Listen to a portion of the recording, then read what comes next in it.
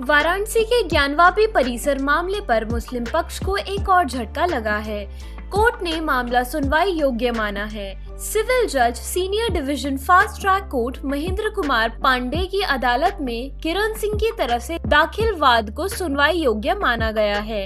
इस मामले में बीते 15 अक्टूबर को ही अदालत में दोनों पक्षों की दलीलें पूरी हो गई थी। तभी से आदेश में पत्रावली लंबित था। इससे पहले इस वाद पर 8 नवंबर को ही आदेश आना था, मगर कोर्ट के पीठासीन अधिकारी के अवकाश पर होने के कारण 14 नवंबर की तारीख तय की गई थी। जानते हैं क्या हैं वो 3 मांगे।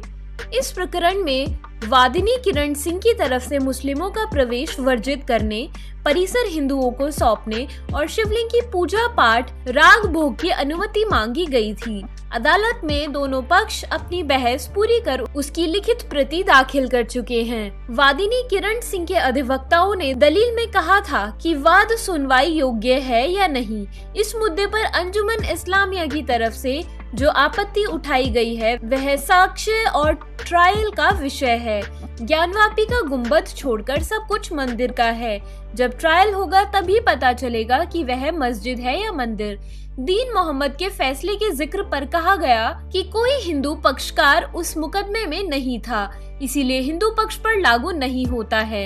यह भी दलील दी कि विशेष धर्म स्थल विधेयक 1991 इस विवाद में प्रभावी नहीं है। स्ट्रक्चर का पता नहीं है कि मंदिर है या मस्जिद, जिसके ट्रायल का अधिकार सिविल कोर्ट को है। कहा कि यह ऐतिहासिक तथ्य है कि औरंगजेब ने मंदिर तुड़वाने और मस्जिद बनवाने का आदेश दिया था।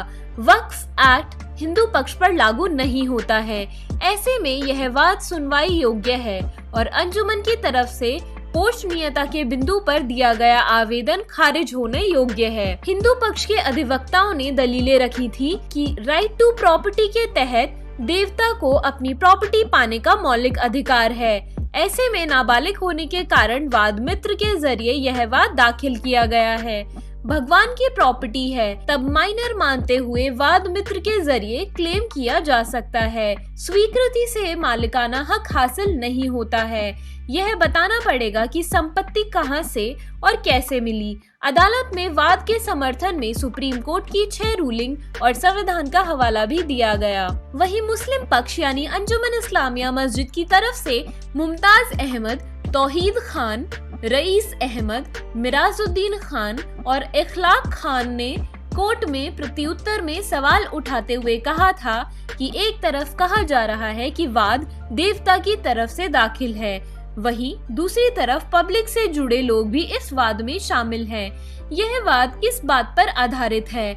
इसका कोई पेपर दाखिल नहीं किया गया है और कोई सबूत नहीं है।